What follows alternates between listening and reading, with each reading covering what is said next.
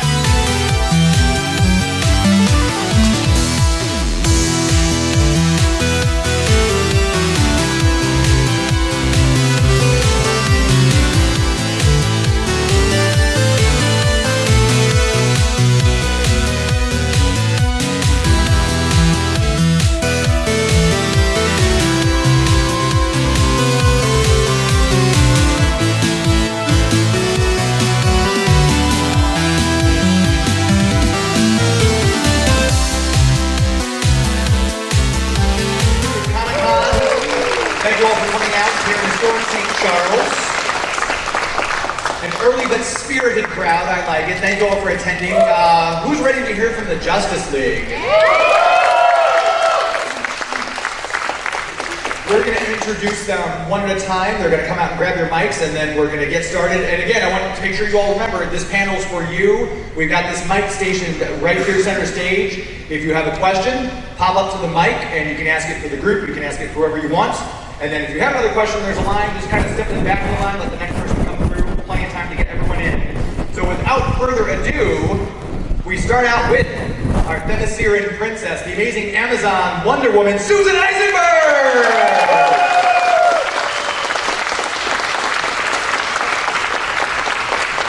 Next up, the last of the Martians, who has chosen to protect Earth as his adopted home, John Jones, the Martian Manhunter, Carl Lumley!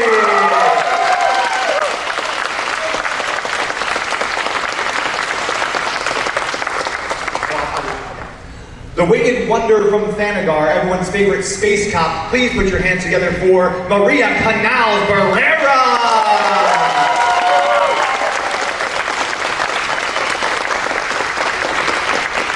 Thank you. The Emerald Gladiator, and I'm going to say my personal favorite Green Lantern, John Stewart, Mr. Phil Lamar!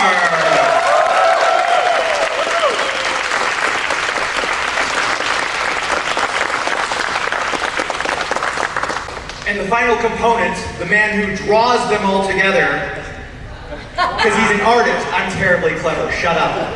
Please welcome to the stage, Dan Reba!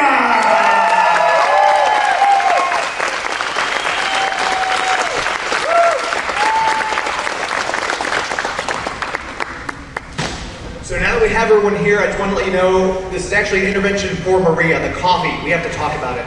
We have to get you off the tea. We have to get you to decaf. I'm kidding, no. Thanks from the bottom of my heart. Thank you, all 5 of you, for being here and coming to St. Charles for my first con ever. So thank you, thank you. Hi, I got to meet most of you guys earlier. Say Hi. nice to see you. My question was like one of my favorite episodes from like Justice League. Definitely would be season 1, episode 13, the future one, Once in Time, where Green Lantern got to meet his future son. Like, I thought that was interesting because like I already knew it was a clear relation to Hawkgirl, but then I didn't realize that until later on.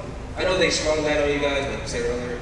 Like after you found out, did that like strengthen like your like character development, like your characters? Because I know y'all was going through a lovers triangle with you two and Vixen, so like.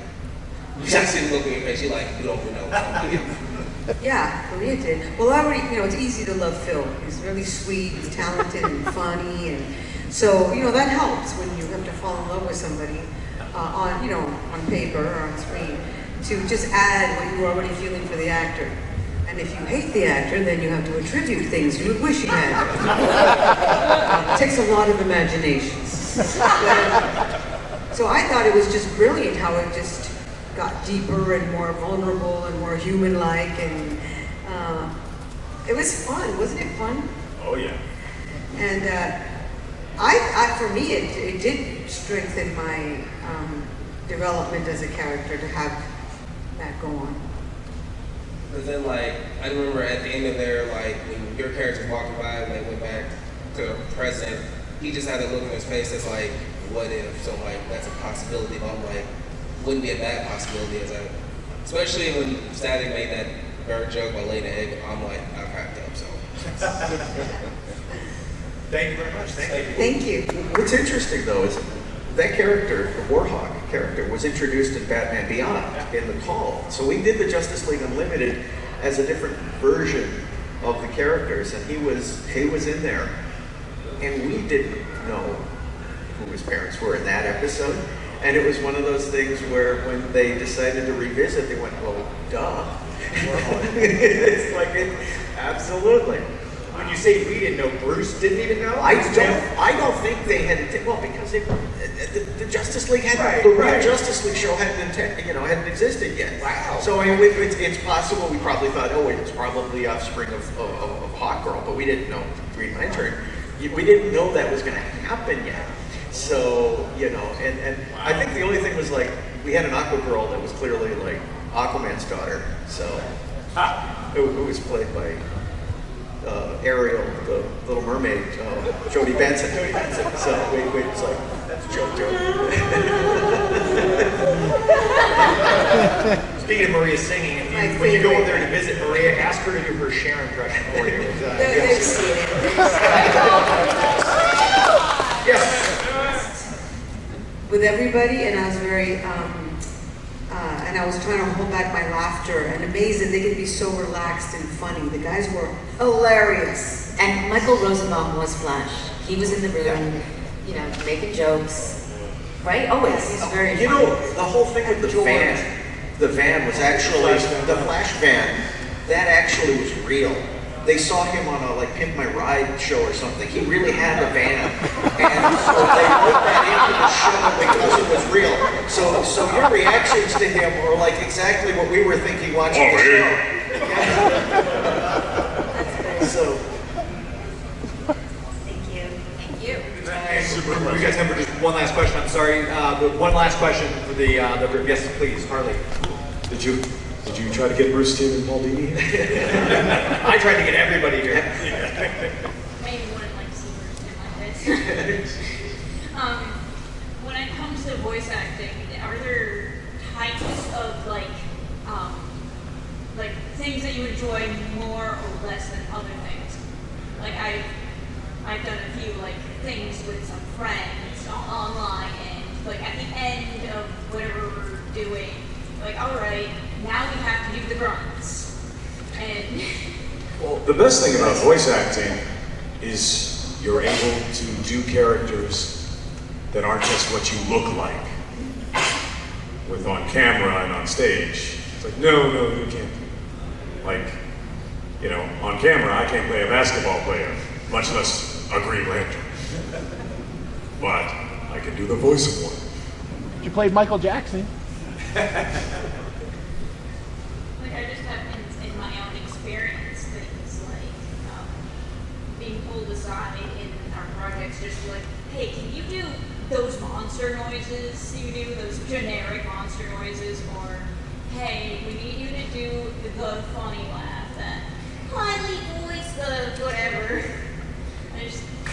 I don't know if it's like a similar feeling to voice actors who've been doing it for years to like just be like, I actually enjoy doing these grunts and moans for fight scenes or.